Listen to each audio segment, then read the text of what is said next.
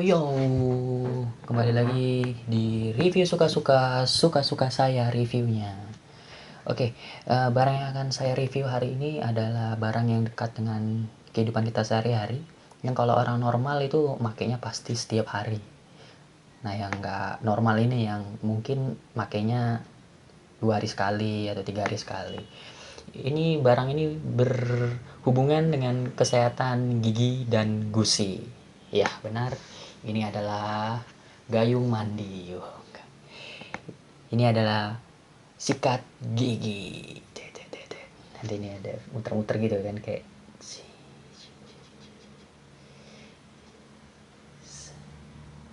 Nah, sebelumnya saya nggak di endorse oleh sikat gigi ini. Kebetulan saya di rumah pakai yang ini.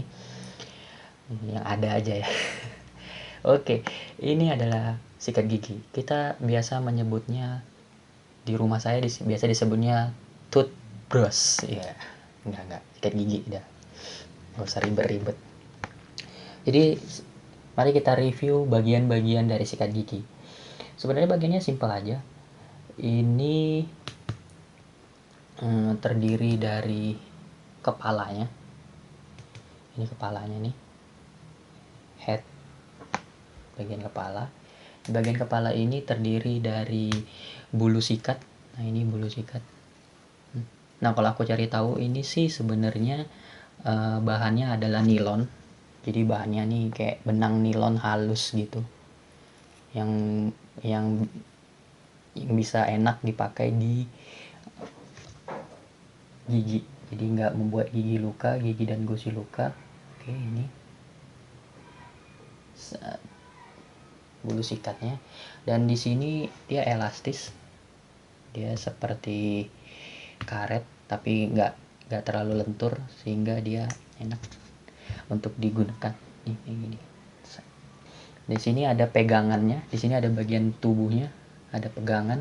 Nah, sikat gigi modern sepertinya sudah membuat pegangannya itu enak untuk dipegang. Nah, jadi di sini ada tempat jempol tangan ya, jangan jempol kaki. Jadi kalau sini agak lentur ya sehingga enak untuk dioleskan di gigi gitu. Nah, di sini kemudian ada ujung ini juga karet sih. Ini karet juga. Dan dia keras ya. Sehingga enak untuk diletakin. Jadi tapi dia nggak bisa berdiri. Nah, nggak bisa berdiri dia. Dia nggak bisa berdiri dengan kakinya sendiri. Di sini juga biasanya ditaruh ya di atas bulu sikatnya ini biasanya kita menggunakan pasta gigi karena muat di sini. Soalnya kalau pasta ungu nggak muat dia.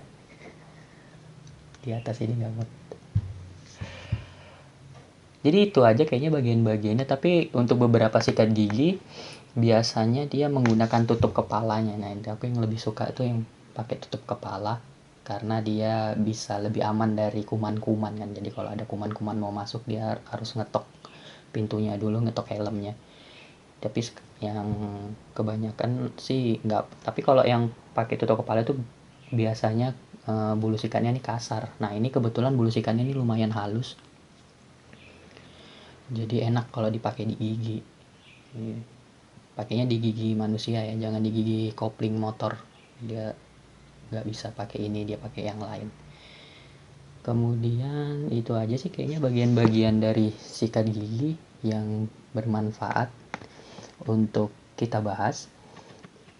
Nah, tapi bukan review suka-suka namanya kalau tidak memberikan pengetahuan kepada para penontonnya. Nah, kita akan ngebahas sejarah awal gimana sih bisa pada akhirnya sikat gigi ini tercipta gitu. Nah, ini dia sejarahnya. Sebenarnya kesadaran manusia untuk membersihkan gigi dari karang gigi dan kuman-kumannya itu sudah ada sejak 3.500 tahun yang lalu. Pada saat itu 3.500 tahun yang lalu berarti tahun berapa? Tahun hitung sendiri aja lah ya, sulit untuk, karena ini tahun 2020, 3.500 tahun yang lalu itu tahun berapa.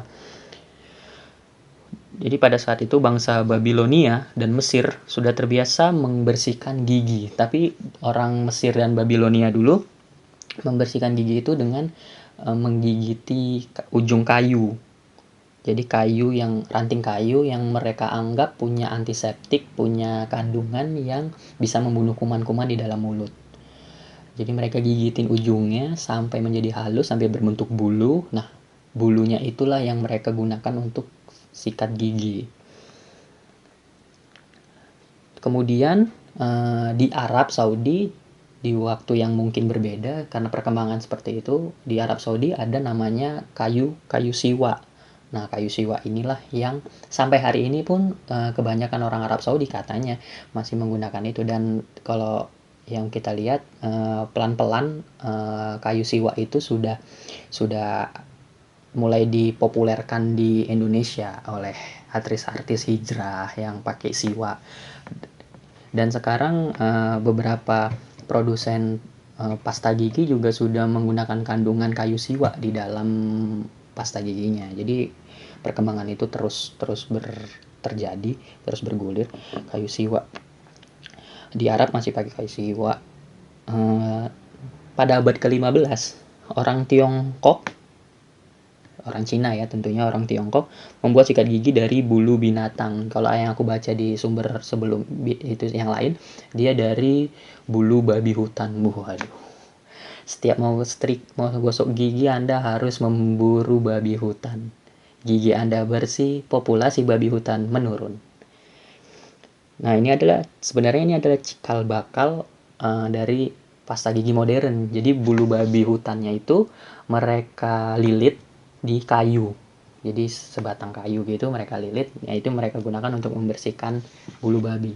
Enggak membersihkan sikat gigi. Membersihkan gigi. Nah, sebenarnya di sini juga ditulis sebenarnya pada waktu yang sama orang Eropa, khususnya orang Yunani, sudah punya cara sendiri untuk membersihkan gigi. Mereka menggosok gigi dengan kain dan SpongeBob. Mereka menggunakan SpongeBob untuk membersihkan gigi. Ini dicelupkan ke air terlebih dahulu, dicampur garam, kemudian dicampur jelaga. Apa jelaga? Nah, kadang-kadang juga dipasangkan pada kayu juga. Jadi kain dibalut. Orang Yunani dulu pakai kain, di saat orang Tiongkok pakai bulu babi, orang Yunani pakai kain. Ya. Kemudian pada tahun 1780, William Edis dari Inggris membuat sikat gigi dari tulang dan bulu hewan. Cukup menarik banyak perhatian orang, sehingga William Edis berani memproduksi sikat gigi secara massal untuk dijual. Jadi sebenarnya yang menjual pertama sikat gigi itu adalah William Edis dari Inggris. Anda jiwa bisnismennya sekali Anda ya, memanfaatkan sekali. Tapi karena kesulitan mendapat tulang, jadi awalnya dia pakai tulang, terus dibalut bulu hewan, kemudian dijual. Tapi karena kesulitan dapat tulang, jadi dia menggantinya dengan sumsum. Dia menggantinya dengan kayu, jadi dibalut juga kayu juga pada akhirnya. Ini adalah cikal bakal dari sikat gigi modern. Kemudian pada tahun 1937, Wallace H. Carothers di laboratorium DuPont menciptakan bulu sikat dari bahan nilon. Nah, jadi yang membuat bulu sikat ini kemudian jadi bahan nilon, mulai dari awalnya dari kain, spons, orang-orang gunain, terus kayu siwa, kayu-kayu dari Babilonia, dan bulu hewan, kemudian digantilah sama nilon, sehingga sampai hari ini nilon lah yang digunakan untuk bulu sikatnya. Dan nilonnya juga diperhalus, makin perkembangan zaman semakin diperhalus sehingga membuat Gigi dan Raffi Ahmad nyaman. Oke, itu aja review dari saya, semoga bermanfaat. Jangan lupa komen, subscribe, dan share video ini kalau kalian suka dan merasa ini bermanfaat. Keep watching and gaul. Terima kasih.